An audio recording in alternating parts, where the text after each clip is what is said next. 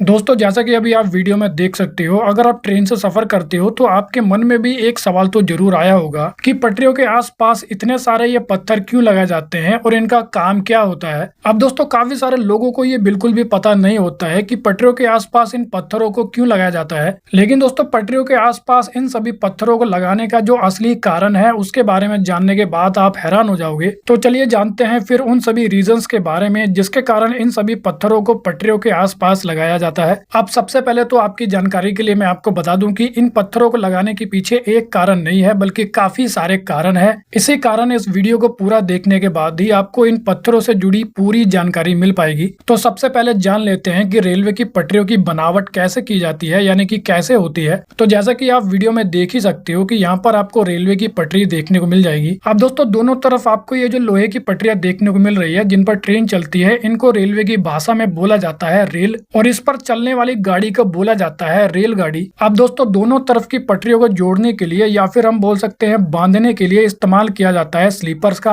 और जैसा कि आप वीडियो में देख भी सकते हो, इनको स्लीपर्स बोला जाता है और ये स्लीपर कंक्रीट के बने होते हैं। इसी के साथ आपकी जानकारी के लिए मैं आपको बता दूं कि इन स्लीपर्स को पटरियों के नीचे लगाया जाता है और इसके बाद स्लीपर्स के नीचे लगाया जाता है इन पत्थरों को जिनके बारे में आज इस वीडियो में हम बात कर रहे हैं। लेकिन इन पत्थरों के नीचे भी मिट्टी होती है और मिट्टी के नीचे जमीन होती है। इसी के साथ आपकी जानकारी के लिए मैं आपको ये भी बता दूं कि इन पत्थरों को रेलवे की भाषा में बैलेस्ट बोला जाता है। लेकिन अब अगर बात करें उन सभी असली कारणों के बारे में जिसके कारण इन पत्थरों को पटरियों के आसपास लगाया जाता है, तो सबसे पहला काम इन पत्थरों के द्वारा किया जाता है ट्रेन के वजन को संभालना। इसका दोस्तों हम एक एग्जाम्पल के जरिए समझते हैं। मान लीजिए कि अगर ट्रेन की पटरियों को सीधे जमीन पर बिछा दिया जाए तो उसके कारण होगा ये कि जब एक भारी भरकम ट्रेन पटरी पर से गुजरेगी तो पटरी मट्टी में धंस जाएगी, क्योंकि जैसा कि हम जानते हैं कि एक नॉर्मल ट्रेन का भी जो वजन होता है वो हजारों टन का होता है। ऐसे में अगर पटरियों को सीधे जमीन पर बिछा दिया जाएगा तो उसके कारण पटरियां जमीन में धंस जाएगी, जिसके कारण होगा ये कि ट्रेन पटरी से भी उतर सकती है और बड़ा हादसा भी देखने को मिल सकता है।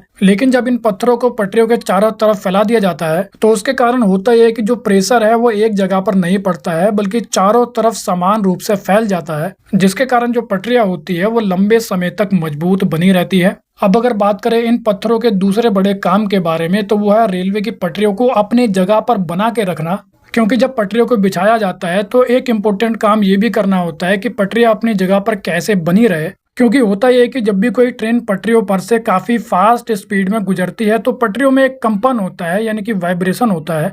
इसी कारण ये जो कंपन होता है वो पटरियों को हिला भी सकता है और पटरियों के हिलने से कोई भी दुर्घटना हो सकती है। इसी कारण पटरियों के चारों तरफ ये जो पत्थर होते हैं वो कंपन को सोख लेते हैं, यानी कि वाइब्रेशन को सोख लेते हैं। यानी कि जब भी कोई ट्रेन फास्ट स्पीड में पटरियों पर से गुजरती है तो उसके कारण जो कंपन होती है उस कंपन को ये पत्थर सोख लेते हैं। इसके अलावा ये पत्थर ट्रैक और स्लीपर को मजबूती से पकड़कर रखने का भी काम करते हैं, क्योंकि ये जो पत्थर होते हैं वो आपस में फंस जाते हैं और इसके कारण होता यह है कि जो स्लीपर होते हैं वो अपनी जगह से आसानी से खिसकते नहीं है। कुल मिलाकर हम ये बोल सकते हैं कि ये जो पत्थर हैं वो रेलवे ट्रैक के लिए एक मजबूत पकड़ का काम करते हैं। और अगर बात करें उस तीसरे बड़े काम के द्वारा जो कि इन पत्थरों के द्वारा किया जाता है, तो दोस्तों इन पत्थरों के द्वारा पटरियों को बारिश के पानी से बचाने का काम भी किया जाता है। क्योंकि मान लीजिए कि अगर पटरियों को सीधे जमीन पर बिछा दिया जाता है तो उसके कारण होगा ये कि जमीन की जो मिट्टी होगी वो ज्यादा बारिश होने के कारण गीली हो जाएगी और कमजोर हो जाएगी, जिसके बाद अगर कोई ट्रेन पटरियों पर से गुजरेगी तो पटरियां सीधे जमीन में धंस जाएगी। लेकिन इस बड़ी समस्या को रोकने के लिए ही पटरियों के चारों तरफ पत्थरों को फैलाया जाता है, क्योंकि जैसा कि हम जानते हैं कि पत्थरों के बीच में खाली जगह होती है और जब बारिश होती है तो बारिश का जो पानी होता है वो पत्थरों के बीच की खाली जगह से बाहर निकल जाता है और जमा नहीं होता है। और इसके कारण होता यह है कि रेलवे के जो ट्रैक है वो मजबूत बने रहते हैं और यही कारण है कि बारिश के मौसम में भी ट्रेनें बिना किसी परेशानी के चलती रहती है। इसके अलावा अगर पटरियों के आसपास इन पत्थरों को ना लगाया जाता तो उसके कारण पटरियों के पास पौधे और घास फूस उगने लगते, जिसके कारण पौधों की जड़ों के कारण रेलवे की पटरियों को काफी ज्यादा नुकसान हो सकता था और घास और पौधों को हटाने के लिए रेलवे का जो मेंटेनेंस का खर्चा है वो भी बढ़ जाता।